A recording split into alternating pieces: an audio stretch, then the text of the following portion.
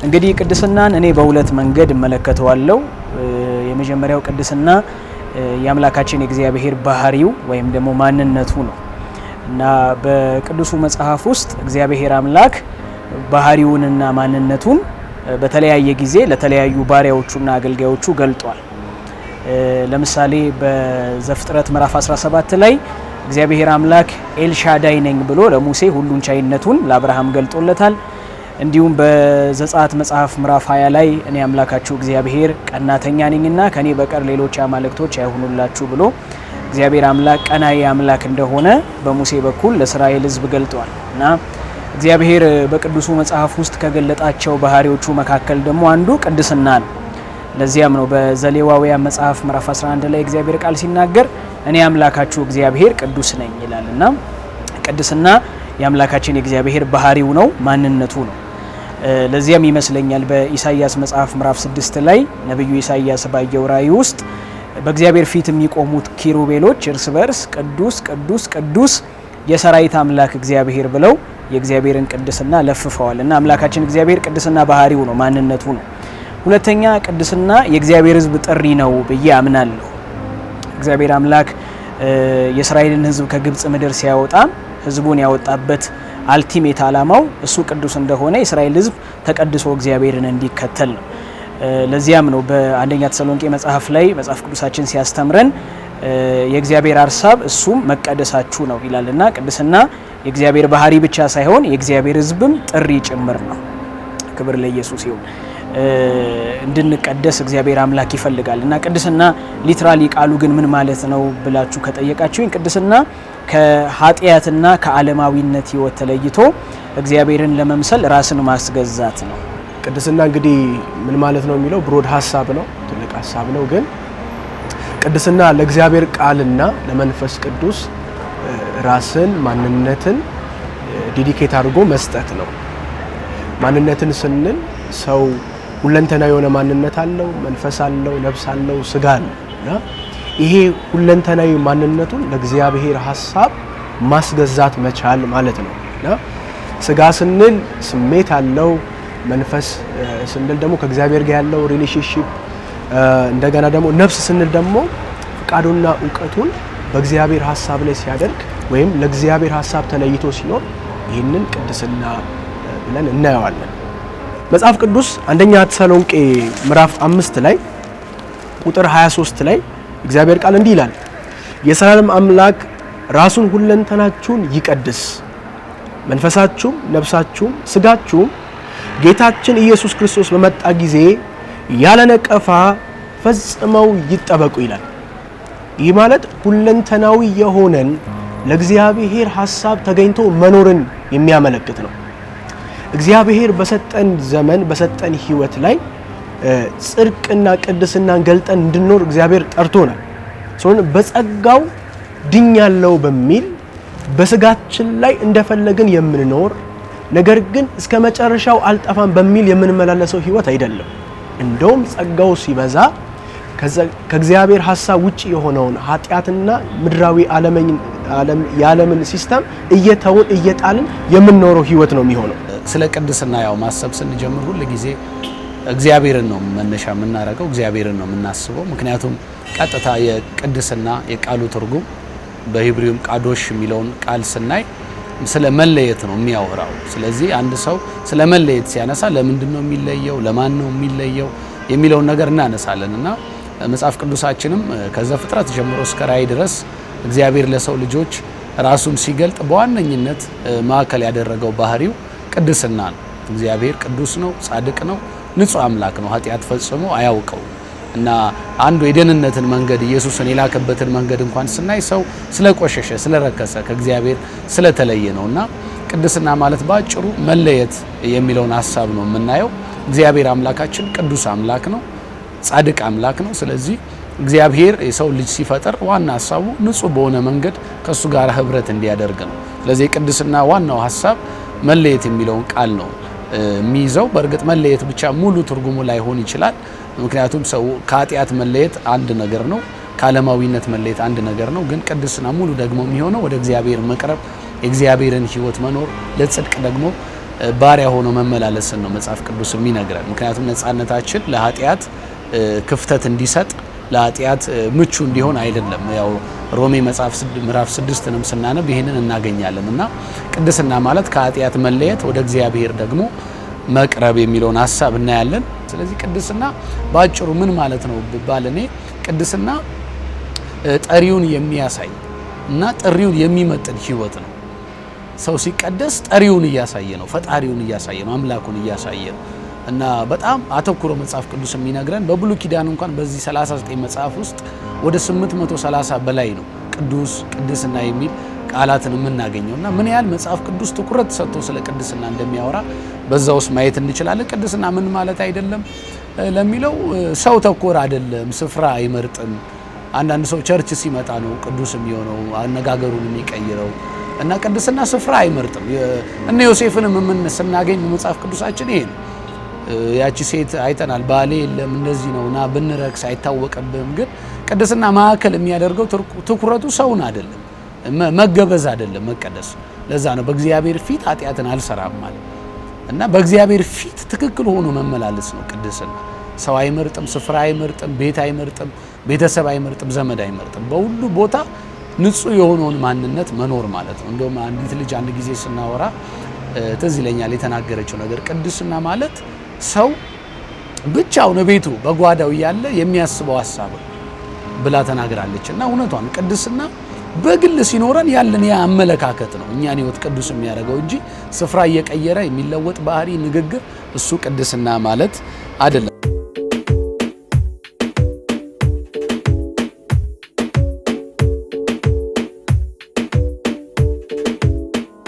እንግዲህ ያው የዘመኑ ሁላችንም እንደምናውቀው ድህረ ዘመናዊነት እሱ ሁሉ እያበቃ ሌላ አዳዲስ ፍልስፍናዎች ወደዚህ ምድር እየመጡበት ያለው ዘመን ነው። ከ17ኛው ሴንቸሪ ጀምሮ የነበሩ አስተሳሰቦች መጀመሪያ መጽሐፍ ቅዱስ ላይ መሰረት ያደረገ አስተሳሰብ ነበረ። እውነት በመጽሐፍ ቅዱስ የተደገፈ ነው። ሰው እውነትን ከመጽሐፍ ቅዱስ ነበር የሚቀዳው። እያለፈ ግን ሞደርን ታይም ላይ ስናይ ሜዠር መደረግ ጀመረ። ራሱ መጽሐፍ ቅዱስ ከሂስቶሪካል አንጻር ከሎጂካል ቪው ምንድነው የሚለውን እሱን ሜዠር ማድረግ ጀመሩ። ሰዎች ሂስቶሪካሊ ሜዠር ማድረግ ጀመሩ። እነዚህ ፍልስፍናዎች እነዚህ ትምህርቶች እንደ ቀልድ እየነኩ የመጡት ብዙ ነገሮች አሉ። ከዛ ድህረ ዘመናዊነት ላይ ስንደርስ ሜዠር ከማድረግ አለፈና ምንድነው ለሱ እውነት የሆነ እኮ ለኔ እውነት አይደለም፣ ለኔ ትክክል የሆነ ደግሞ ለሱ ልክ አይደለም ተብሎ እውነት በሰው መመዘን የጀመረበት ዘመን ነው። ለኔ ልክ የሆነ ለአንድ ሰው ልክ ላይሆን ይችላል። ስለዚህ ማንም ስህተት ነው ብሎ አንድ ሰው አንድ ጀጅ ማድረግ የማይችልበት ዘመን ሁሉ በፊቱ ልክ መሳፍንት ዘመን ላይ እንደነበረ መልካም መስሎ የታየውን የሚያደርግበት ዘመን ነው። አንዱ ዘመኑ ያደረገው እውነትን ከመጽሐፍ ቅዱስ ቀማና እውነትን በሰዎች አስተሳሰብ ውስጥ የከተተበት ዘመን ነው። ይሄ ሁሉ ያደረገው ጥጉ ምንድነው? ቅድስናችንን ነው የሚነካው፣ ንጽህናችንን ነው የሚነካው።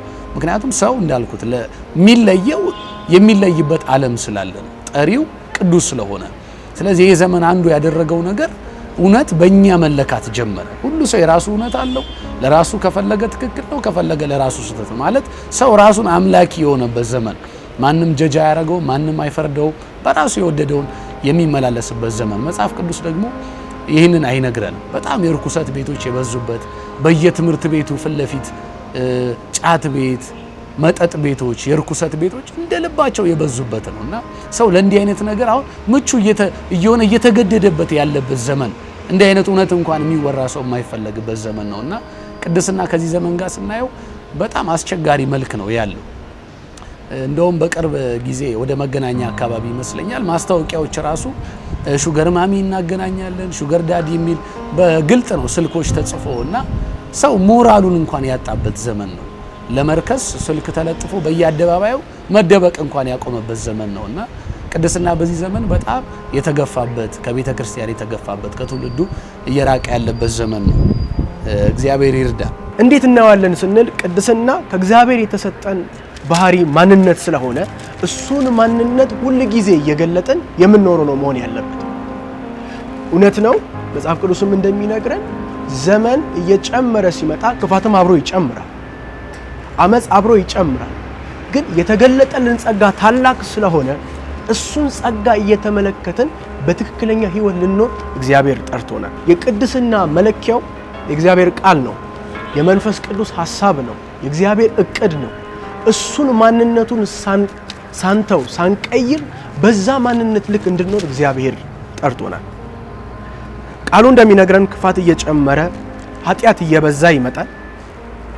ይሄ ሁሉ ቢሆንም የተገለጠልን ጸጋ ታላቅ ነውና በዚህ ዘመንም እንደሚገባ በእግዚአብሔር ፊት ልንኖር ያስፈልገናል። ቅድስና በዚህ ዘመን እንዴት ይታያል የሚለውን ሐሳብ ለመመለስ እንግዲህ ከመቼውም ጊዜ ይልቅ ይሄ ዘመን ቅድስና ትልቅ ፈተና ውስጥ የቅድስና ህይወት የንጽህና ህይወት ትልቅ ፈተና ውስጥ የገባበት ጊዜ ነው ብዬ አስባለሁና በየቤተ ክርስቲያኑ ውስጥ የሚናፈሱ ጸጋን ሽፋን በማድረግ ልቅ የሆነ ህይወትን የሚያበረታቱ የኑፋቄ ትምህርቶች መብዛታቸው መበረታታቸው እንዲሁም እንግዳ የሆኑ አጋንንታዊ ልምምዶች ትውልዱን ተብትበው መያዛቸው የቤተ ክርስቲያንና የአማኞች የጸሎት ህይወት መድከም እነዚህ ሁሉ ቅድስናን ትልቅ ፈተና ውስጥ ከተውታል ብዬ አምናለሁ እና ምንም እንኳን ክፋቱ እየጨመረ ቢመጣም በዚህ ውስጥ ግን እንድንቀደስ የሚረዳ የእግዚአብሔር ጸጋ አለና ጸጋውን ተደግፈን እንቀደሳለን። ግን ከመቼውም ጊዜ ይልቅ አሁን የቅድስና ህይወት ትልቅ ፈተና ውስጥ ገብቷል ብዬ አስባለሁ።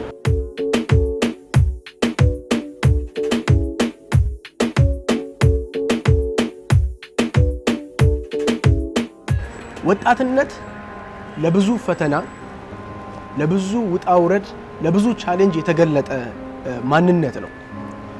ይህም እግዚአብሔርም ሰይጣንም ዓለምም የሚፈልጉት ጊዜ ነው።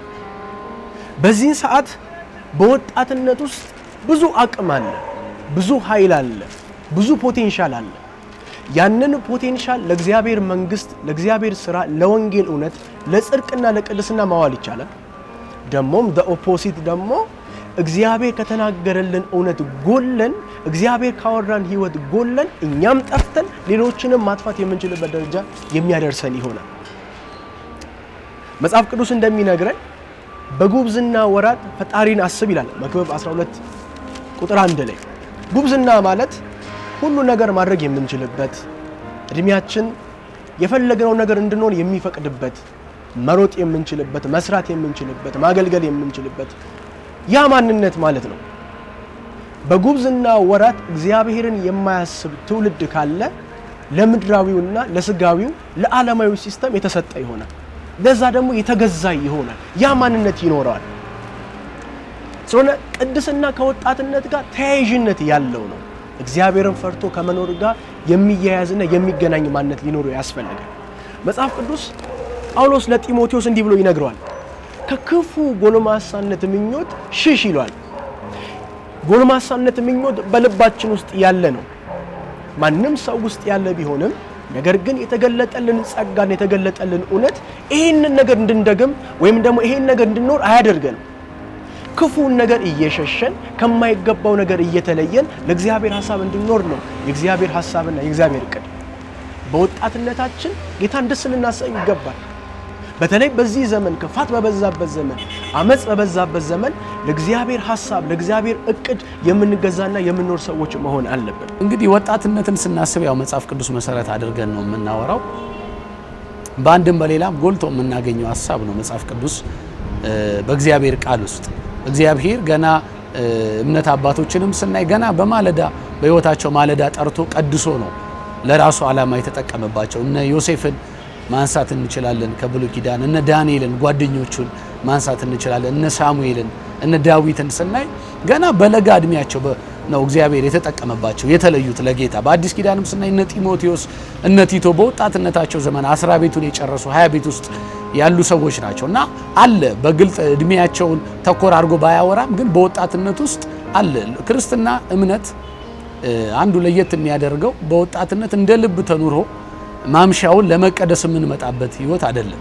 የክርስትና ህይወት እግዚአብሔርን ጌታን ካወቀን ጊዜ ጀምሮ እግዚአብሔርን በቅድስና በማክበር የምንኖረው ኑሮ እና ቅድስናና ወጣትነትን ከመጽሐፍ ቅዱስ መሰረት አድርገን ስናይ ተቀድሰውለታል። በ10 ምናምን ዓመታቸው አሁን የጠሯቸው ሰዎች ለእግዚአብሔር የተለዩ ለዓለም የጨከኑ ሰዎች ናቸው። ስለዚህ ቅድስናን እድሜ አይገድበው በመጽሐፍ ቅዱስ ከሕፃንነት ጀምሮ እስከ ሽምግልና ድረስ እግዚአብሔር በዚህ ምድር እስካኖረን ድረስ እሱ እስኪመጣ ወይኛ ወደሱ እስክንሄድ ማዕከል አድርገን ዋና አድርገን ልንኖረው የሚገባው እውነት ነው።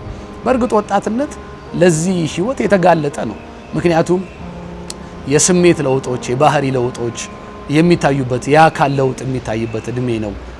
ገና ለብዙ ውሳኔዎች የተጋለጠበት ነው። ሴትልድ አያደረግም በኑሮ በትምህርት በሪሌሽንሺፕ ብዙ ነገሮች ገና ምርጫው ላይ የተጋለጡ ስለሆነ ለመውደቅ የሚቃረብበት እድሜ ነው። እውነት ነው። ለዛ ነው ዓለም ሰይጣንም ይህንን እድሜ ስለሚያውቅ አተኩሮ ወጣቶች ላይ እየሰራ ያለበት ዘመን። ሲስተሙን ዘርግቷል። ሶሻል ሚዲያውን እየተጠቀመ ነው ያለው። በየቲክቶኩ ሰዎች ሲያዩ የሚሉት ነገር የረከሰ ነገር ነው። እያንዳንዱ ነገር ወጣት ተኮር ተደርጎ ነው። ኢቭን የቲቪ ማስታወቂያዎቻችንን እንኳን ስናይ ብዙ ማስታወቂያዎች አሁን የሳሙና ማስታወቂያ ሊመስል ይችላል፣ ግን ወንድና ሴት ሆነው በተገለጠ አይነት ልብስ ይሄ ሴክሹዋል ነገርን ሊያነሳሳ በሚችል እኛ ባናውቅም ባንነቃም ግን እንደዚህ አይነት ነገር ነው ሰይጣን እየሰራ ያለ። ፊልሞቻችንን ስናይ በየቲቪው የምናያቸው ፊልሞች እድሜ ገደባ ከ15 ዓመት በታች አዩ፣ ከ13 ዓመት በታች አዩ እየተባለ ፋሚሊን እንኳን የሚመጥን ፊልም እየተሰራ ያለበት ዘመን አይደለም። ይሄ ዘመን በየመጠጥ ቤቱ ነው የፊልሞች ማዕከል እነዚህ ናቸው፣ እርኩሰት ናቸው። ሰዎች ልክ ሲጣሉ ቤተክርስቲያን ሲሄዱ ነው የምናየው በየፊልሞቻችን እና እንዲህ አይነትን ዓለምን ፕሮሞት የሚያደርጉ ነገሮች በጣም የበዙበት ዘመን ነው። ወጣትን ተኮር የሆኑ እንዲረክስ ወጣቱ አሁን ኔትፍሊክስ የምንለው ፊልሞች አሉ። በጣም አዋጭ ስራ እየሆነ የመጣው ራሱ በዚህ ዘመን ፊልም ቤት ነው። ፊልም መጫን ነው። ሰው ፍላሽ ይዞ በየፊልም ቤቱ እየዞረ ያለበት፣ ወጣቶቻችን በየጓዳው በፊልም አዲክትድ የሆኑበት፣ ፖርኖግራፊን በማየት በማስተርቤሽን በዚህ ውስጥ በጣም አዲክትድ የሆኑበት ዘመን ነው እና ቤተክርስቲያን በተለይ በዚህ ጉዳይ በጣም ልጥነቃ ያስፈልጋታል። ወጣቶችን እንዴት ነው ልትይዝ የሚገባት? በምን መንገድ ነው ወጣትን ማቅረብ ያለባት? እድሜው ለዚህ ነገር የተጋለጠ ነው። አንፈርድበትም። ወጣት ላይ ስሜት ያይላል። ምናልባት በኔ እድሜ ያላችሁ ከኔ በታች ከኔም በላይ ያላችሁ በወጣትነት ዙሪያ ያላችሁ ነገሮች እዚህ ላይ ማተኮር አለብን። ሰይጣን በሲስተም ዘርግቶ ነው ወጣቱን እያጠመደ ያለው እያረከሰ ያለው። ስለዚህ በዚህ ጉዳይ ልንነቃ ያስፈልጋል። ምን እያየን ነው ያለን? ምን እየሰም ለዛ ነው መጽሐፍ ቅዱስ ከምታዩት ከምትሰቡት ተጠበቆ እያለ ደጋግሞ የሚነግረን ለዚህ ነው። ከመንጋ የዋለች ጊደር እንደሚባል ማለት ነው። ውሏችን ለዚህ ነገር ልናይ ያስፈልገናል። ስለዚህ ወጣትነት ላይ ቤተክርስቲያን ይህንን መልእክት የምንሰማ ሁላችንም ወጣቶችን በምን መንገድ ነው ልንይዛቸው የሚገባው የሚለውን እንድናስብ አበረታታለሁ።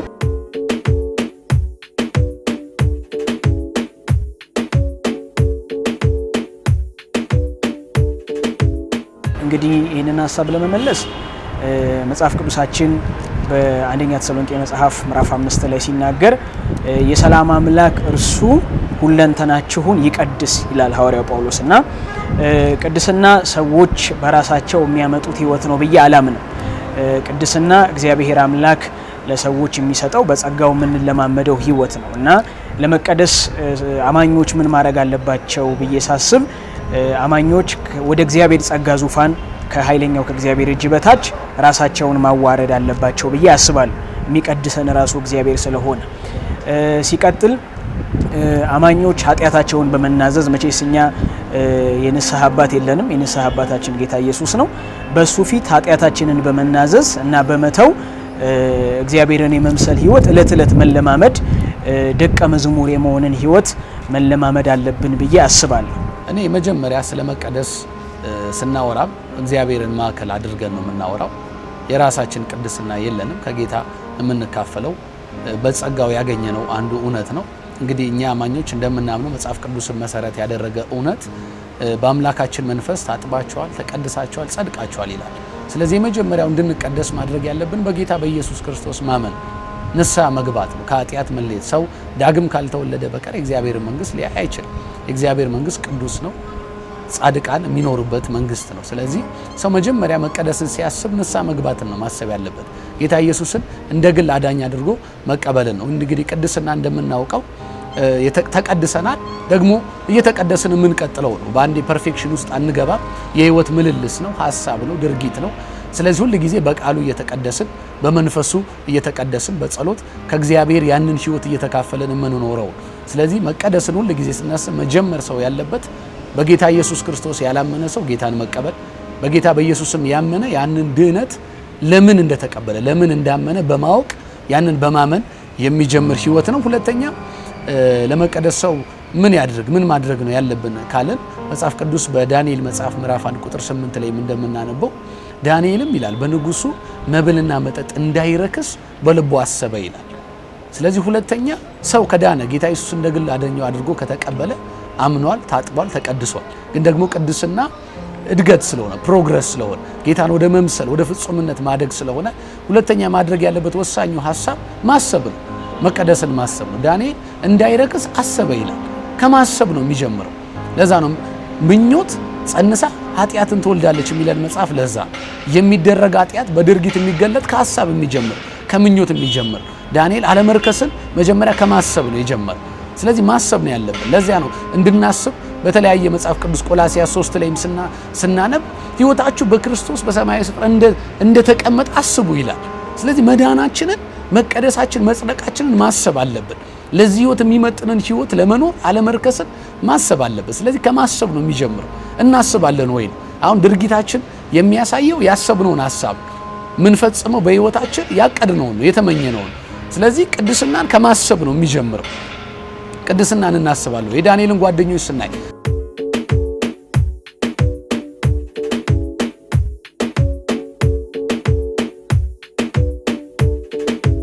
እንግዲህ እውነት ለማውራት የቅድስና ጥቅሞች እነዚህ ናቸው ብሎ 1 2 3 ብሎ መዘርዘር በጣም አስቸጋሪ ነው።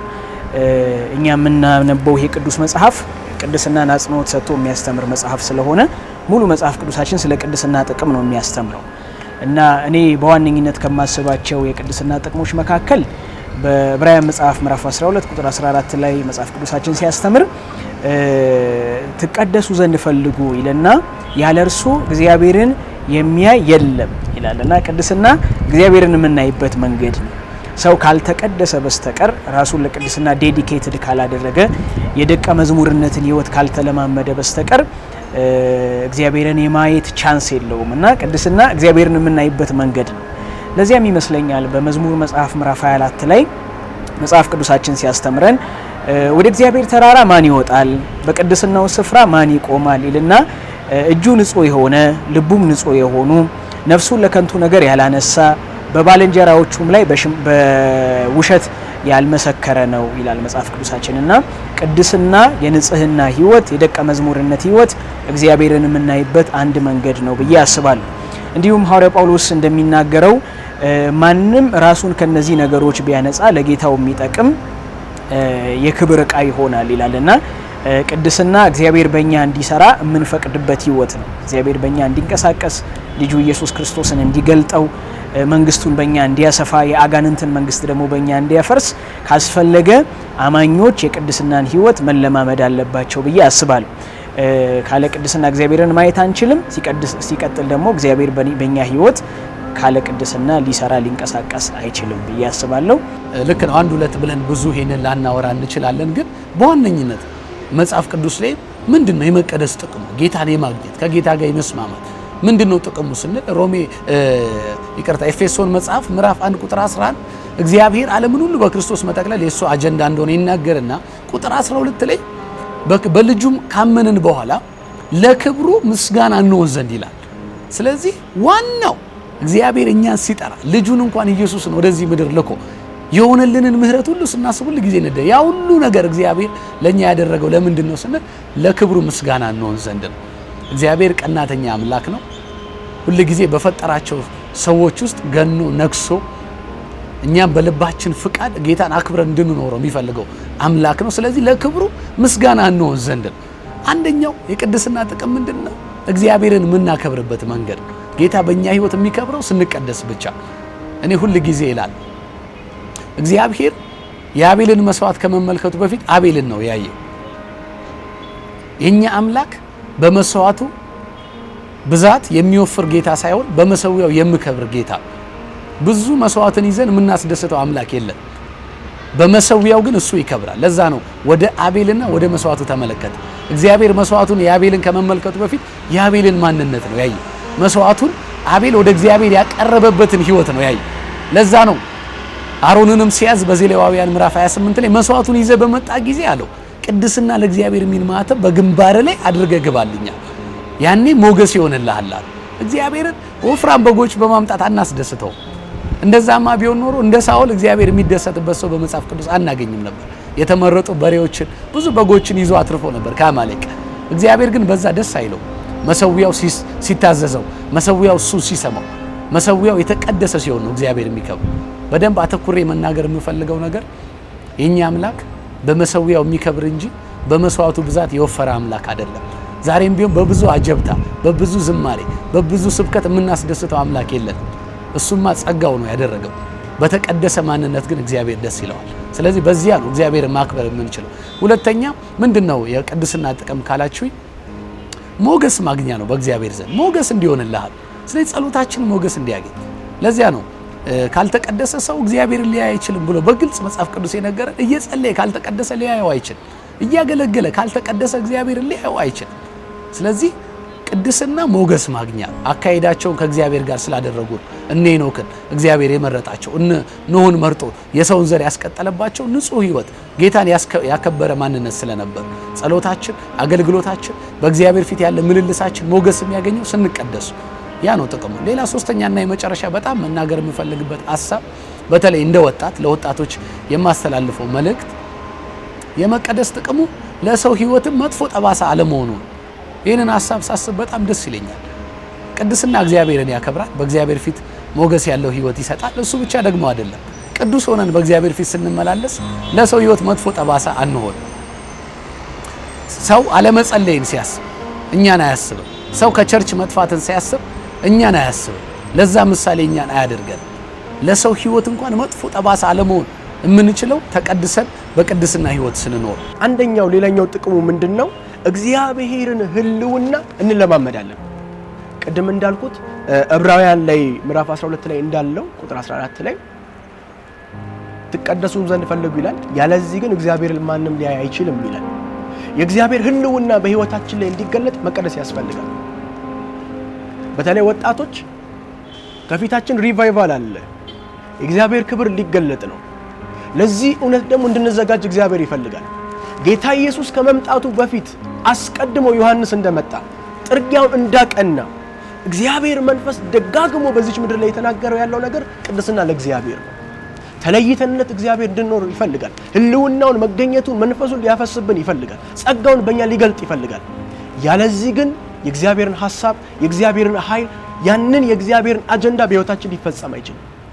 የመጨረሻው ቅድስና ጥቅሞች መጽሐፍ ቅዱስ ፊልጵስዩስ ላይ ምዕራፍ 2 ቁጥር 15 ላይ እንደሚናገረው ያለ ነቀፋ የዋሆች ሆነን ነውር የሌለብን ሆነን እንደ እግዚአብሔር ልጆች እንድንመላለስ ያደርጋል። ያ ማለት ምን ማለት ነው? እኛ ድነናል ብለን ካመን የክርስቶስን ህይወት ወይም ደግሞ የእግዚአብሔር ልጅነትን ባህሪ ከኛ ሊገለጥ ያስፈልጋል። ለዚህም ደግሞ እግዚአብሔር ጸጋውን ያብዛልን። ቅድስና ለእግዚአብሔር አሜን። በቅድስና ርዕስ ዙሪያ ያዘጋጀንላችሁ ፕሮግራም ይሄንን ይመስል ነበረ። ሳምንት በተመሳሳይ ሰዓት በተመሳሳይ ፕሮግራም በተለየ ርዕስ እስከምንገናኝ ድረስ መልካም ቆይታ